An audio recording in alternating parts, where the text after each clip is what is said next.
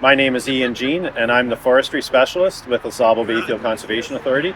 And I'm going to talk to you today about planting trees and show you some of the things that you should look for when selecting a tree and how to properly plant them.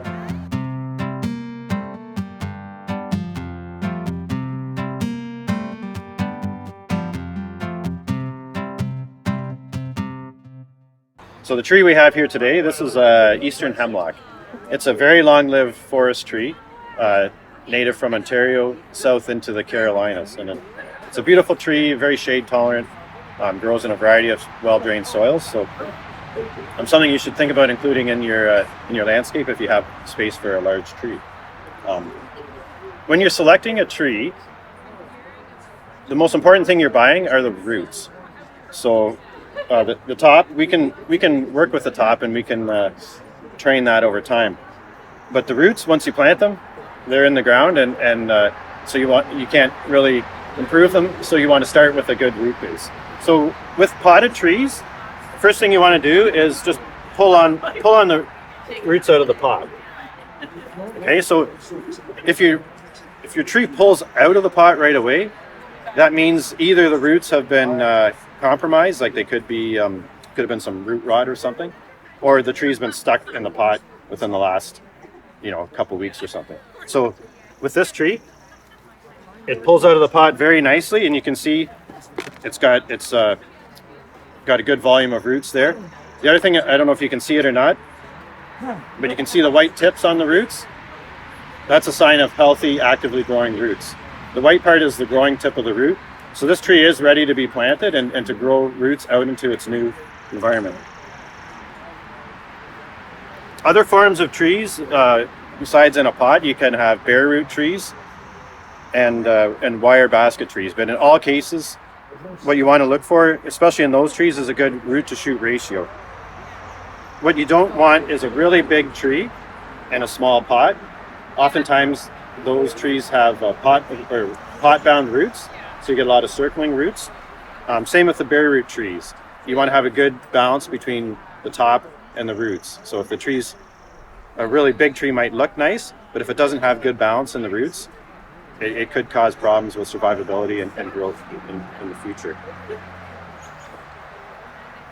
When planting a tree, the depth of planting is very, very important. You don't want to bury the stem of the tree or the trunk. That can cause problems with rot. The stem needs to breathe, so it has to be above the ground. So I don't know if you can see this or not, but what we have at the base of the tree is something called the root collar. On most trees, it's a widening at the base, and on this one you can actually see some surface roots. When you're planting the tree, you want the root collar and the surface roots to be at or above the surface. You do not want to plant this into the ground. Otherwise, you could have rooting issues, you could have rot of the stem, and the tree could die over time.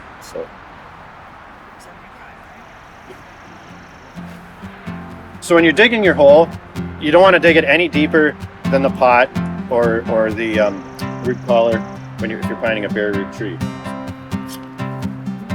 So I'm just going to dig here. There's a few roots in the ground from the existing trees.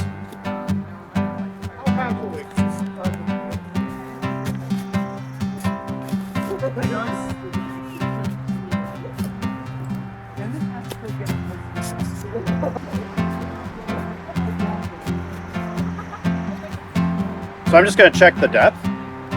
Remember, I don't want it to be too deep. So just take the pot out.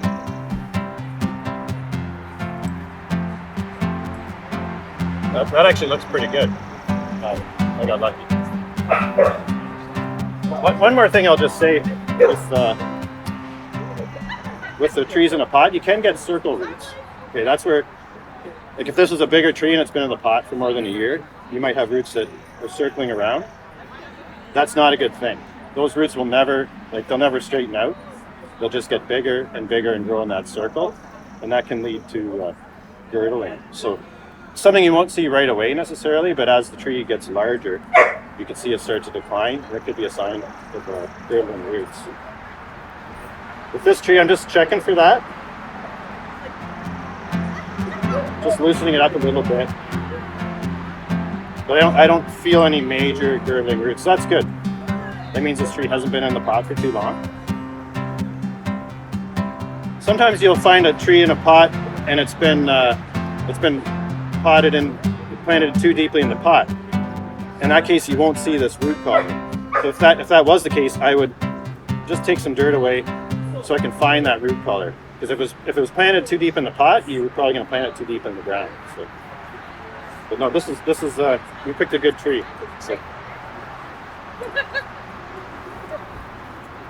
So my hole is it's just a little bit. The planting hole is just a little bit wider than the pot, but it's not any deeper. A lot of people ask what they should add to the soil when planting. And if you have a good natural soil, you don't need to add anything.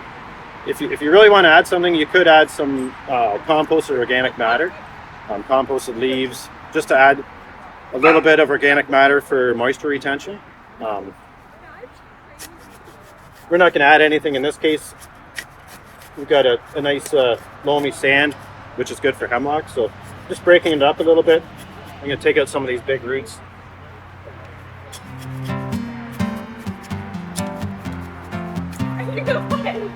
And I'm just going to put it gently around.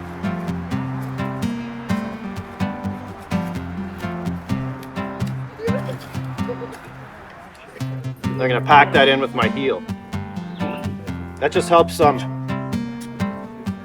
make that eliminate air pockets and good soil contact with the roots. If you have a little bit of extra soil, you can create a little bit of a lip around the outside.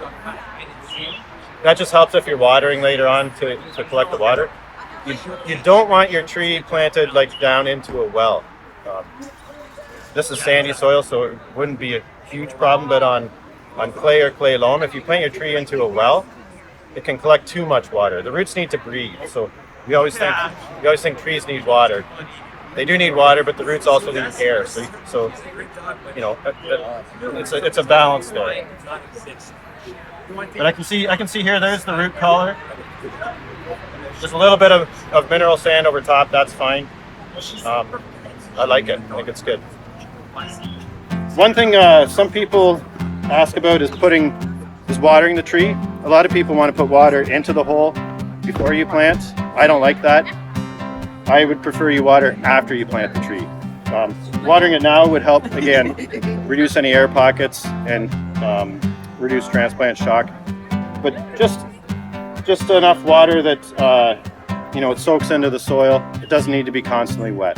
Those roots need to breathe. But yeah, I don't like putting water into the hole before you plant it. What that can do is you get almost a muddy slurry that you're planting into, and then especially on a clay soil, it doesn't pack in properly. You can get like smearing, and what you really want when you're planting is a crumbly soil, not a wet soil. So water after you plant. The other thing you can do now after you've watered the tree is you can mulch around the tree. Mulch is very good for retaining the soil moisture. As it breaks down, the organic matter is going to get incorporated into the mineral soil by worms and other organisms. And the other thing mulch does is it keeps mowing and trimming equipment from around the outside of the tree. Trimmers kill more trees than anything else. So and mulch looks nice too. So you can't keep up with some people ask me about fertilizer. With new transplanted trees, I suggest don't fertilize them. You want to let the tree roots establish again in their new spot before you kind of stimulate a lot of new growth. And most of our soils contain enough nutrients for trees to grow. If you do, once your tree is established, if you want to put a well-balanced fertilizer on, that's not going to hurt. But it's not usually necessary in our soils. So. I think that's all I know about planting trees. My name is Ian Jean, and I'm the forestry specialist with the Sauble Bayfield Conservation Authority. Is that okay? Or? Yeah, it was nice and smooth. Okay, well. I can cut and paste. Okay, perfect. You probably have to.